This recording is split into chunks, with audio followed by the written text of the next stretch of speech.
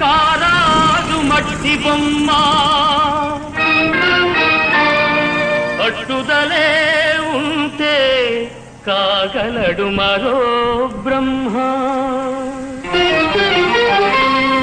కృషి ఉంటే మనుషులు ఋషులవుతారు మహాపురుషులవుతారు తరతరాలకి తరగని వెలుగవుతారు ఇలా వేడుకులవుతారు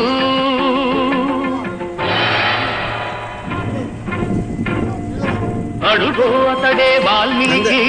బ్రతుకు వేట అతనికి అతి భయంకరుడు యమకింకరుడు అడవి జంతువుల పాలికి అడుగో అతడే వాల్మీకి